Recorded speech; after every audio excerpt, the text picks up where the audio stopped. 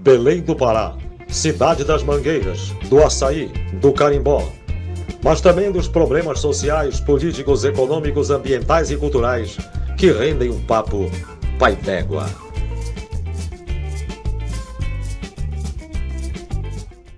Olá pessoal, tudo bem? Estamos aqui novamente no Papo Pai d'Égua. Papo Pai d'Égua número 4. Quem diria, né? Chegamos aqui. Um projeto que, de maneira amadora, está fazendo com que nós consigamos aprender essa lógica da gravação. E já chegamos no número 4 e está sendo muito bem elogiado. Pessoas que estão assistindo, acompanhando, já estão sugerindo outras pautas, outros entrevistados. E hoje nós temos ela, Lília Mello, professora da Rede Estadual de Educação, a quem nós queríamos ter convidado desde o primeiro. Ficamos um pouco tímidos porque não conhecíamos a professora Lília, estamos conhecendo agora. Professora Lília, muito obrigado por ter aceito o nosso convite. Lília, muito obrigado. Queria que você se apresentasse, tá? E depois dissesse sua origem. Você atua como professora numa escola da Terra Firme, mas você é natural da Terra Firme ou não? Queria que você dissesse para eles lá. Se você quiser olhar para ali, para outra câmera também, fica à vontade. Aqui o nosso Patrick, que está por trás, ele dá um jeito dele, depois ele vai dar a edição. Boa tarde, pode falar? Pode, claro. Boa tarde. Na verdade, eu tenho uma honra de estar aqui presente, porque canais como esse, eles não são só necessários, como são extremamente importantes para poder divulgar esse tipo de projeto e esse tipo de trabalho que tem sido feito em diferentes periferias em todo o Brasil. Não é somente lá no bairro da Terra Firme, não é somente o meu projeto, mas a gente tem visto essas iniciativas acontecendo em vários cantos e concomitantemente. E é importante para estabelecer essa rede, e programas como o teu, eles são instrumentos de fortalecimento dessa rede. Bom, meu nome é Lília Mello, eu sou coordenadora do projeto Cine Clube TF. É um projeto que vem de um outro projeto maior, que é do Extermínio ao Protagonismo, né? Juventude Negra Periférica do Extermínio ao Protagonismo, que foi vencedor da 11ª edição do Prêmio Professores do Brasil, nas 3 categorias, a estadual, a regional e a nacional, que deu a oportunidade de a gente levar esse projeto até o Canadá, né? E tem tido essa repercussão muito grande, inclusive nesse final de semana eu estou indo a São Paulo para poder apresentar esse projeto e fortalecer essa rede a partir de outros projetos que tem no nosso país, né? E eu estou representando o Norte nessa viagem. E logo depois eu engato numa outra viagem, que é o Festival de Cinema do Rio de Janeiro, que vai acontecer de 9 a 19 de dezembro, e uma das obras dos meninos do projeto foi selecionada para que esteja dentro desse festival. Então tem tido essa repercussão bacana, legal, né? Bom, eu não sou da Terra Firme, mas eu sou periférica, porque eu nasci no bairro da Cremação, eu cheguei no bairro da Cremação na barriga da minha mãe e saí de lá já para ir para a Terra Firme. Então na Terra Firme eu acredito que 7 ou 8 anos, assim de cabeça eu nunca contabilizei, mas eu tenho pouco tempo na Terra Firme. Fato é que quando eu chego lá me apaixono pela comunidade, me apaixono pelas iniciativas dos coletivos culturais do bairro, porque tem um histórico de resistência e de luta muito grande esse bairro, e aí eu começo a desenvolver o projeto a partir das chacinas que acontecem lá. Bem, Lília, é bom que quem está assistindo saiba que a Lília foi convidada, e eu falo para você, Lília, pelo seu papel mesmo de ativismo social, né? É importante que você seja uma voz, mas que essa voz seja replicada, que fale, né, o que acontece na periferia a partir da violência, mas também a partir da falta de acesso a uma série de serviços, né? E quando um projeto que você desenvolve dá acesso ao cinema, né, estimula, fomenta, né, o audiovisual na juventude da periferia, sem sombra de dúvida, amiga, eu acho que isso tem que ser divulgado. E você que está assistindo, veja, curta, comente, compartilhe, porque iniciativas como a da Lília, ela é apenas mais uma cidadã, só que ela acha que ela tem que dar sua contribuição para a sociedade, só que outros precisam também contribuir, né? Então, assim, muito parabéns. E não sei se você sabe, esse projeto de cinema, de audiovisual na periferia, na Terra Firme, ele acaba sendo um paradigma, e não é nem deste ano, né, Lília? Tu podes até falar melhor, né? O tema da redação trouxe à baila, né? Estimulou que os alunos, ao dissertar, falassem um pouco sobre isso, esse acesso ao cinema. Porque é muito fácil, Lília, para os meus filhos, que são filhos de classe média, terem acesso ao cinema. Mas eu tenho certeza que as famílias que moram na periferia, na mancha urbana de Belém, da metrópole, das cidades brasileiras, têm dificuldade de ir ao cinema. Então fale um pouco sobre isso pra gente. Isso, o tema da redação do Enem desse ano foi a democratização do acesso ao cinema, né? E foi exatamente isso que, foi essa democratização do acesso que fez surgir o Cineclube TF. Porque o Cineclube TF, ele surge de uma campanha que eu lanço na mídia, e para levar jovens para o cinema para assistir o filme Pantera Negra. A perspectiva inicial era de levar 200 jovens e nós conseguimos levar 400 jovens por conta da sensibilização que teve da sociedade como um todo. E assim, a repercussão foi muito grande por conta da recepção do filme e de todo o conteúdo, porque é representativo, claro, né, o Pantera Negra, dentro dessa reflexão da cultura afro, né, da representatividade da cultura afro. E aí quando eles retornam com essa necessidade de falar porque eles se enxergaram no cinema. E assim, várias instituições municipais, estaduais, federais convidaram para que eles fossem lá falar sobre socializar essa recepção do filme. E aí acabou que instalou na cabeça deles de que eles eram protagonistas da própria história e eles poderiam falar de uma história que era interessante para terceiros. E aí eles sentem a necessidade de colocar isso no documentário. Esse documentário que eles fizeram foi só o acervo da visitação, da socialização dessa recepção do cinema. Porque é importante, como tu mesmo falaste, é importante a gente lembrar que o cinema, ele é um evento. Ele não é somente aquela relação que eu tenho com o filme, mas é quando você tem condições de entrar num espaço que é específico para tu teres essa recepção, um espaço adequado que não vai ter aquele corte. É diferente quando você pega, por exemplo, um filme pirata e vai assistir em casa e de repente a panela faz um barulho e você dá pausa e vai lá, acabou, quebrou toda aquela história. Então, assim, é importante você ir à sala do cinema. E onde é que estão as salas de cinema? Dentro de shoppings. E onde estão os shoppings? No centro da cidade. Então, a juventude periférica, ela é excluída desses espaços. Excluída não nesse sentido direto do direito do tipo, aqui não entra preto. Não existe nenhuma lei que proíba o preto ou a preta adentrar em algum espaço. Mas quando você coloca o preço do ingresso, você está proibindo. Claro. Porque a gente percebe que é uma classe social, enfim, é histórico isso, inclusive, né?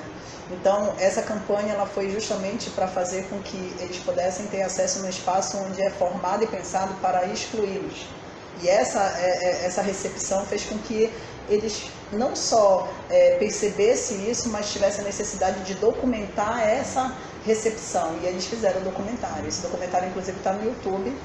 E ele foi vencedor do Prêmio Oscar na escola. Muito legal. E aí, devido a essa premiação, eles retornaram ao cinema agora para assistir a obra deles, porque foi reproduzido lá no Cine Olímpia. E aí, quando eles vão como cineasta para o cinema, eles começam a se empoderar e começam a perceber que eles podem fazer coisas, né, que antes não podiam. Aí é quando eu escrevo o relato de experiência e a gente consegue a premiação. Eu queria resgatar, quando tu falas do acesso ao cinema que está dentro do shopping, o shopping está na zona central de uma cidade, né? Não sei se você deve recordar, mas não sei se todos lembram, alguns anos atrás, 4, 5 anos atrás, se convencionou chamar de rolezinho, né? Jovens da periferia do sudeste do país se conectavam pelas redes sociais e ajustavam um dia e um horário para ir a um shopping. Como um jovem no centro da cidade, um jovem, né, de uma família média ou rica, vai. Mas em determinadas situações, esses jovens eles tiveram acesso vedado. Então aí demonstra, né, racismo, demonstra segregação socioespacial, que isso tudo é algo que se faz repensar. A academia tem pesquisado isso. E eu acho que é interessante até pesquisar, eu sou um pesquisador do direito urbanístico, do planejamento urbano, até pesquisar essa dinâmica e a repercussão dele no direito urbanístico, tá? Queria te perguntar o seguinte, aqui, pessoal, tá? Isso aqui é a obra do nosso Patrick, tá? Toda essa estrutura aqui, iniciativa do Patrick, não sei se vocês gostaram, depois vocês comentem aí. Bem, eu fiz uma pesquisa e aqui, Lília, você, numa reportagem, você diz que tenta estimular, criar uma autoestima no jovem da periferia da terra firme, onde você atua como docente. Queria que você dissesse o antes e o depois. Antes de você ter iniciado esse projeto e hoje, você consegue diferenciar bem, sentir que eles se sentem muito mais senhores do que são, mesmo sendo periféricos, mesmo residindo num espaço com baixa infraestrutura? Fala isso pra gente, por favor. Então, eu vou começar pelo exemplo que tu deste dos rolezinhos. Né? Quando a gente pensa no rolezinho, a gente lembra que isso é uma estratégia, inclusive, que conecta com a nossa ancestralidade. Por quê? Porque existe um preço tão alto a se pagar quando você sai do espaço onde não lhe é projetado. E aí eu vou te dar o exemplo, por exemplo, o Estação das Docas. Até onde o preto periférico pode chegar? Da Vidraça para a Orla, que é onde ele bate o selfie, ele faz o check-in, diz estou na Estação das Docas. Mas da Vidraça para dentro, ele já entra em outras condições. Ele vai entrar agora servindo a bandeja para outras classes que são mais privilegiadas socialmente e economicamente, e ele vai estar servindo esses serviços subalternos. Então, o preto periférico da Estação das Docas, ele serve para limpar o chão, para guardar o banheiro, para abrir os cadeados e para servir as bandejas. Se ele entra lá em outras condições, ele é olhado dos pés à cabeça e já é criminalizado. Então, isso dá uma instabilidade, uma segurança muito grande para o jovem. Então, para que eu adentre ao shopping, eu preciso estar o quê? Com a minha tribo. Eu preciso estar com outros meninos protegido. Isso é uma espécie de uma proteção. E aí lembra muito a nossa ancestralidade indígena, né, africana, que é muito do grupo, do Ubuntu, entende? Então, assim, esses rolezinhos, eles fazem com que a gente repense exatamente isso. Quer dizer que o jovem precisa se conectar primeiramente na internet, combinar um tempo para poder ocupar um espaço. É diferente, inclusive, quando um menino de classe média alta adentra o shopping e ele transita tranquilamente, porque se ele tiver com uma tatuagem é estilo, porque se ele tiver de sandália ele está despojado, mas quando o menino preto, pobre, de periferia adentra, ele é suspeito, ele é uma ameaça, tu estás entendendo? Então, antigamente, antes do projeto, quando a gente falava preto e preta, eles assustavam, franziam, faziam uma cara feia, o quê? Porque eles entendiam que isso era uma ofensa. Hoje em dia, depois do projeto, e várias iniciativas, e várias reflexões, e roda de bate-papo, e produções mesmo acerca da tua identidade afro, hoje eles batem no peito e dizem, eu sou preto, eu sou periférico. Então, assim, ser preto periférico hoje, dentro do projeto, para o jovem que está nesse projeto, é um grande orgulho. Por quê? Porque eu sou fazedor de cultura, porque eu sou articulador de eventos culturais, eu sou uma artista e a minha arte tem valor. Eles já conseguem perceber, inclusive, essa questão de que é a minha mão que nutre o centro. Se eu não sair da periferia e ir até o centro, fazer com que o centro gire, o centro para. E a gente sabe que é o preto periférico que faz com que o centro mova. Né? Os nossos empregos estão no centro, as coisas que acontecem estão no centro. Mas se o preto resolver ficar em casa, nada acontece no centro. Quem é que vai abrir as portas dos estabelecimentos? Quem é que vai varrer? Quem é que vai limpar? Infelizmente, nós ainda temos, dentro dessa camada social, a esfera, o preto periférico embaixo. Lília, só não enxerga quem não vê, né? Vivemos num país onde há um racismo estrutural, institucional, e é difícil você observar, né, no preto, numa preta, no negro, numa negra, ele ter mobilidade social. Por quê? Porque para o negro, para a negra, é muito mais difícil. É difícil. Talvez você discorde de mim, mas observe na sua sala de aula e veja quantos negros estão lá, quantos professores negros, quantas professoras negras você tem. Eu sou professor, eu tenho pouquíssimos professores, colegas, que são negros, negras. No meu outro ambiente de trabalho também. Então isso aí é um reflexo de um racismo estrutural. Estrutural, exatamente. E agora, com o projeto, porque o projeto, assim, a gente fala Cine Clube TF, mas esse nome, ele é um nome meio que fantasia, porque na verdade nós temos um circuito de 6 GTs e cada GT trabalha uma expressão. Então a gente tem a dança, a gente tem o canto, a gente tem o teatro, a gente tem poesia preta, a gente tem o arte visual que trabalha o humorismo e grafite, e tem o audiovisual que capta a produção de tudo isso, a movimentação dentro do sarau, que a gente chama de sarau temático, e transforma isso num produto. Uma outra coisa que é muito importante a gente lembrar é essa reflexão e esse debate sobre a questão da mídia, né? A formação midiática na periferia. Existem muitos meninos que deixam, por exemplo, fazer a sua arte de desenhar, porque o pai e a mãe estão olhando aquilo ali e dizem assim, esse menino não quer saber de estudar, vai estudar. E aí, por uma questão de necessidade, vai para o mercado de trabalho, cumprir com esse mercado de trabalho, se for formal, é extremamente... Standard, é o garçom, é a copeira, né? Ou quando não, é informal, né? E aí a gente para pensar que ele deixa a arte dele de lado e deixa de potencializar o dom artístico dele para desenvolver uma profissão que daqui a 1, 2 anos não existe mais. Como, por exemplo, ficar embalando compras em supermercado, que acontece muito com eles, entendeu? Então, a gente percebe que um projeto como esse, além de potencializar a arte e dizer é possível, a gente também está fazendo com que eles consigam divulgar essa arte, porque recentemente eles tiveram a exposição dos meninos do Arte Visual numa galeria no centro e conseguiram vender a obra deles e conseguiram trazer um dinheirinho que talvez eles não conseguiriam trabalhando um mês em um supermercado embalando compras. E aí ele volta com aquela autoestima dizendo assim, não, para lá, além de eu gostar disso, eu ainda consigo trazer dinheiro para casa. Então eu já não vou mais aceitar ninguém dizendo que isso não é arte, isso é arte. É importante, né, essa aceitação de uma identidade, né, mas que essa aceitação implique, né, em um movimento que construa um novo país, né, uma nova sociedade, com menos racismo. Né. Mas aqui na tua entrevista, tem uma frase assim, que foi muito assim, forte para mim, né, até grifei aqui, diz assim, muita pobreza, mas muita vida. Isso aqui você retrata a terra firme, né? Que é um locus urbano que eu conheço. A minha esposa morou um tempo, ia de ônibus muito ali, tinha uma parada em frente ao Curtume, né? Que nem existe mais, então aquela parada para mim, hoje eu passo lá, ainda tem a castanhola lá, é a última vez que eu passei. Então eu queria que tu falasse um pouco mais sobre essa frase, muita pobreza, mas muito vida. Então, quando a gente para pensar na periferia, e aí eu estou falando de toda e qualquer periferia do Brasil, a gente pensa na polifonia, e nessas misturas de cores, de vozes, de sons, de cheiros, sabores, memórias. Então, assim, quando eu falo de vida, é porque na periferia tu realmente sente as coisas pulsando. A começar pela estrutura. As casas, elas são muito pequenas para agregar tantas pessoas. Os pais saem de manhã cedo e voltam só à noite. O que resta às crianças? Rua.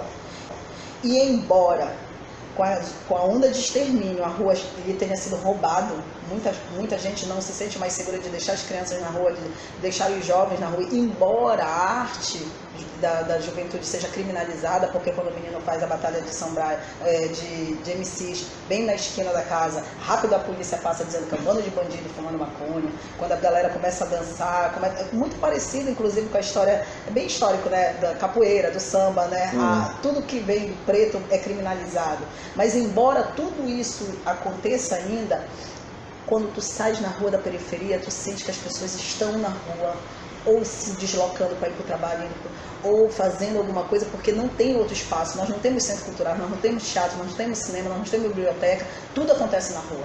Então a rua é um lugar, um ponto de encontro, de socialização, de discussão, de complemento, de produção de conhecimento, e isso para minha vida. Sabe? É muito barulho, é muita gente, e é gente misturada com carroça misturada com...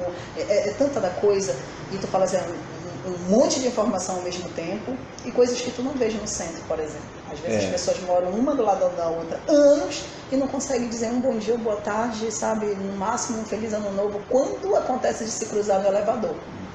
O oposto são partes da cidade, né, em que, e aí eu posso falar o Centro Histórico de Belém, né, Cidade Velha, Campina, onde a partir das 18 horas a cidade ela perde vida, ela fica pálida, né? Porque aquela dinâmica do dia, que é uma dinâmica influenciada pelo comércio, pelo serviço, ela deixa de existir, porque a partir das 18 horas ali está, pelo menos devem circular os moradores, né? E como são poucos, há pouca vida, né? Mas tu acabaste antecipando, Lília, uma pergunta, mas só que tu respondeste parcialmente, falaste parcialmente. Eu ia perguntar para ti a relação com o projeto que tu desenvolves, tu coordenas, né, com a polícia e com a milícia na Terra Firme. Então, é boa ou não é? Então, vou deixar a tua pergunta bem aqui, porque tu falaste um negócio aí, eu lembrei de outra história. Em cima da ponte do Tucunduba, ali perto da feira, tem um açaí que ele funciona assim até meia-noite, às vezes até 1h. E assim, a primeira vez que eu vi, tinha um monte de gente lá, era uma fila. e era mais de meia-noite. E eu disse assim, mesmo, caramba, a história da criminalização. Eu falei, caramba, mataram mais um. E eu falei, meu Deus do céu. Aí eu fui freando, né, para ver o que estava acontecendo e tal. E aí me informaram e disse, não, professora, é só o açaí. Estão vendendo açaí. Para tu teres uma ideia da pulsação e desse vida, né? É quando retorna, a galera retorna e tem que tomar o açaí. E já mais das 10 horas, então tem um açaí ali na feira do Tucunduba, em cima das pontes, que funciona até 1h da manhã. E só fazer um parênteses, já que fizeste um parênteses, faço um outro.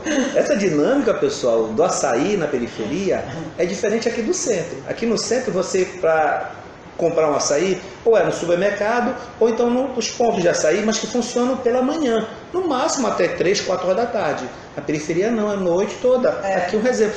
Olha, numa mesma cidade, mas a dinâmica de um alimento que é fundamental, a segurança alimentar de todos nós, que é o açaí, a dinâmica é diferente, né? E a gente reconhece pela luzinha acesa. A luz vermelha dentro de um balde. Dentro de um balde. Interessante. Balde vermelho e fica a luz. Já que não pode balançar a bandeira, que é noite, é escuro, né? A saída. Sim, vamos lá. Essa relação é assim, a viatura, quando ela passa na periferia, ela passa trazendo memórias, lembranças daquilo que levou da minha família. Né? Então, por exemplo, os meninos do projeto são muitos meninos. Nós temos muitos exemplos de meninos que saíram no tráfico, isso é fato. Nós temos muitos meninos que sofreram situações que tudo dava para que eles fossem para um caminho que não fosse produtivo. Por exemplo, hoje com 58 jovens, se a gente for analisar, a maioria deles, a escola já tinha virado as costas, a família é desestruturada e eles já não tinham mais lugar na sociedade, a não ser como marginal, bandido e etc. Quando a gente percebe e acolhe esse jovem e diz, não, tu és um artista, tu tens valor, aí reflete um retorno extremamente positivo e contrário daquilo que se esperava, mas ele tem uma história. Esse menino, essa menina tem uma história. E essa história está diretamente ligada com a polícia. E a polícia não tem uma relação positiva dentro dessa família, porque levou meu pai, porque matou meu tio, porque eu vi meu irmão sendo arrastado no meio da casa e a viatura levando. Então, assim, infelizmente, a viatura não é algo que protege na periferia, é algo que dá medo, porque já te manda parar te chamando de vagabundo. Para aí, vagabundo. Então, depois vai te colejar, vai pedir teus documentos, e se tu tiveres tudo ok, eles te dão um tapa e eles vão-te embora. Mas esse ranço, essa coisa toda já fica. Então, quando a gente faz os nossos saraus, ninguém faz questão de policiamento.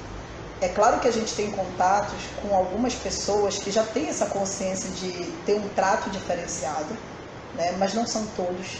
Tem muitos policiais ainda que acreditam que chegando na obra mesa é o que vai surtir o efeito, porque tem uma teoria, eles têm uma teoria, né?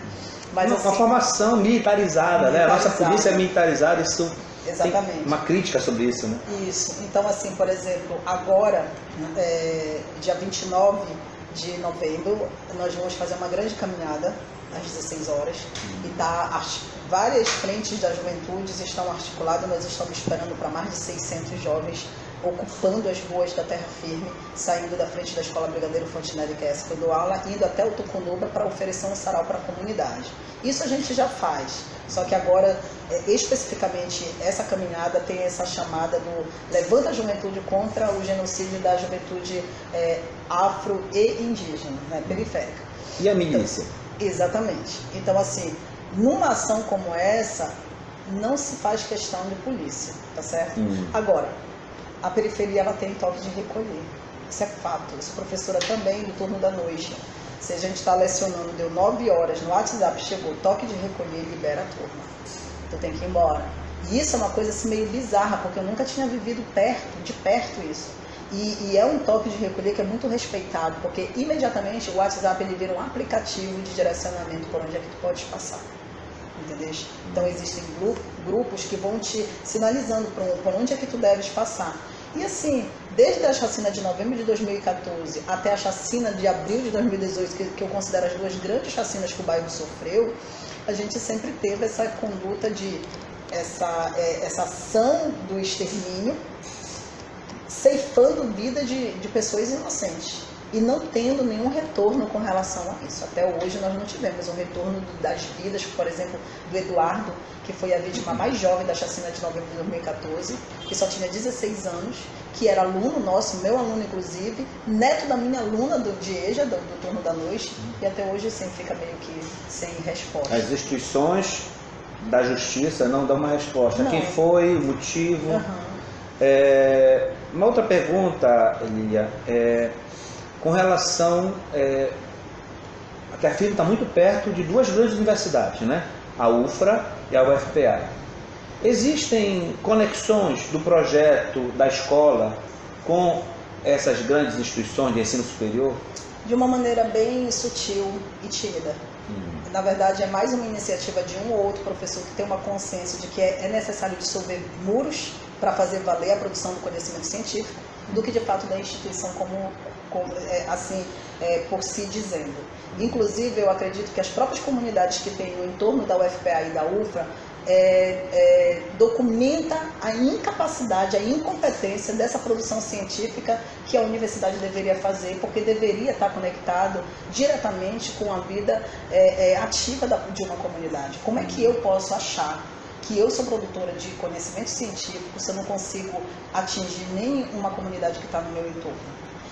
Das duas, eu estou falando, eu teço essa crítica inclusive lá dentro. Quando me chamam e me colocam numa mesa para falar, eu pergunto duas vezes assim: vocês têm certeza que vocês querem que eu fale? Porque eu não vou falar coisa que agrada. É muito fácil discutir a vida da periferia, é muito fácil discutir as demandas de uma comunidade periférica e da juventude negra periférica dentro de uma sala de aula fechada, com ar-condicionado, dentro de um auditório. Agora eu quero ver essa mesma comunidade que está discutindo, que está debatendo, que está produzindo seus artigos científicos, descerem para pegar esse suazinho antes correndo na testa, para poder sentir de fato que é essa realidade. Tá? Teorizar de longe, como se fosse numa vitrine, é fácil. Mas será que tu consegues, por exemplo, colocar esse povo na rua? Eu te fiz essa pergunta, Lília, porque eu sou professor universitário, professor da UNAMA, né? Sou professor do mestrado em Direitos Fundamentais, e fui convidado agora há pouco tempo para compor o mestrado em Desenvolvimento e Meio Ambiente Urbano, mas é uma autocrítica que eu faço. Eu acho que, né, o fato de eu ter te conhecido hoje abre uma porta para mim, né, porque também nós não podemos esquecer que quem é de fora também tem medo de estar na periferia, tem medo da violência, né? Então eu acho que, conversando com você, a gente tem condições de planejar, né, visitas. Preciso levar meus alunos para conhecer, não adianta ficar só na teoria com eles, né? Inclusive essa semana passada, eu conheci a professora Miriam, que é da Federal, um programa, eu me esqueci agora, e ela me convidou para uma pesquisa de campo na terra firme, que, salvo engano, é dia 11 de dezembro. E eu disse: professor, eu faço questão de ir, porque é algo que eu, enquanto pesquisador, sinto falta, é uma autocrítica, né? Para a gente se encaminhar para o fim, Lília, essa semana nós estamos no mês da consciência negra, correto? Não podemos esquecer. Sim. Tivemos um procurador de justiça em um ambiente, né, institucional, falando algumas, tecendo a opinião dele sobre os negros, né, os índios, de uma maneira assim muito infeliz. Eu vou te colocar esse adjetivo, né? Eu poderia colocar um outro adjetivo, né? Mas de maneira muito infeliz. Como repercutiu isso para você, que é negra, para o movimento negro? Os jovens, eles tiveram acesso à fala, ao áudio do procurador? O que eles sentiram? Porque realmente eu me senti enojado, porque é uma visão, uma falta de visão de história, ou então uma visão de história totalmente deturpada, que querem impor na marra, goela abaixo, para que o jovem que estava ouvindo ele falar acredite naquilo. Mas aquilo ali é contrário a tudo que se estuda. Não sei de onde ele tirou aquilo, e pior, ainda tem pessoas, outros procuradores, promotores, que nas redes sociais o apoiam. Queria te ouvir sobre isso. Para começar, infelizmente, a gente sabe que a mídia tradicional que propaga esse tipo de discurso, ela é porta-voz do Estado. E a gente sabe que o Estado como um todo, ele tem uma estrutura muito bem planejada e programada para passar por cima dos sonhos e dessa descolonização do pensamento do povo preto, né? E, infelizmente, a gente ainda vê muito preto dentro da própria periferia reproduzindo o discurso de que bandido bom é bandido morto, né?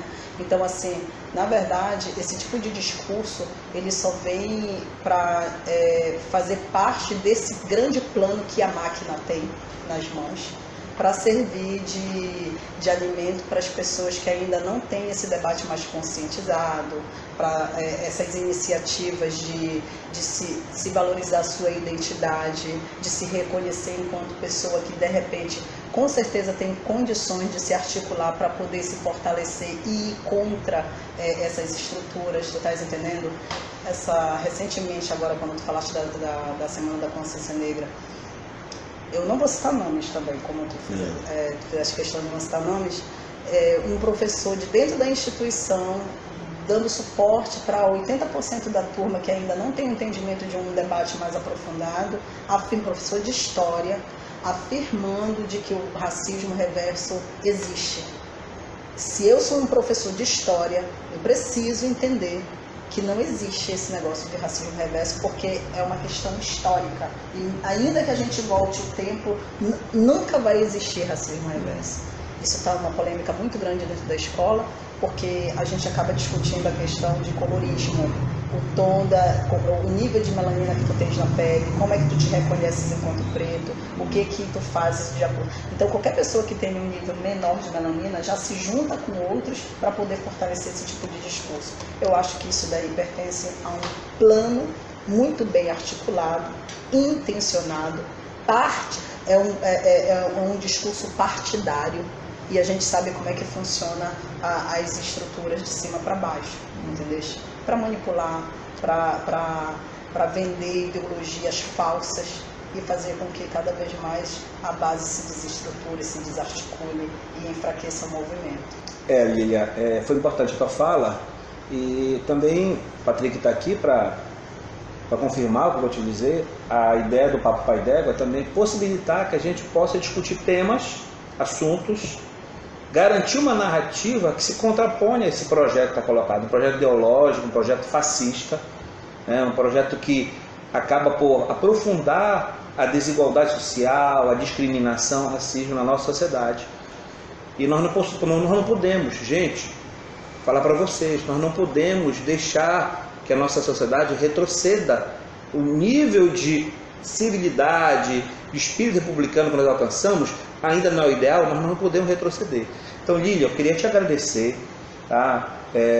Dizer que nós estamos abertos a, caso você queira pautar um outro assunto, caso você queira sugerir, e você também que está nos assistindo queira sugerir um entrevistado, um assunto a ser tratado, por favor, comente, tá? E nós estamos aqui abertos para dar voz a assuntos que a grande imprensa, essa imprensa que é bancada pelo Estado, que está a serviço dos poderosos, falar de maneira bem simples, não traz. Hoje nós já trabalhamos aqui saneamento, uma crítica ao saneamento no município de Belém, já trabalhamos direito à educação, principalmente a população rural, já trabalhamos planejamento urbano e a revisão do plano diretor, que isso muita gente não sabe, mas isso, Lília, tem uma repercussão gigantesca na qualidade de vida de cada um de nós.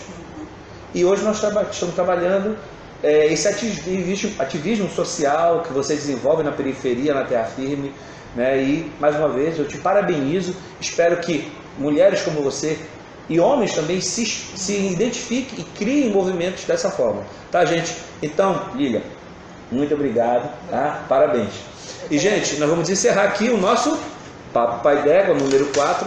Agradeço por você estar assistindo até agora. Curta, comente e, sobretudo, compartilhe, tá bom, companheiro, companheira? Um abraço, até o próximo.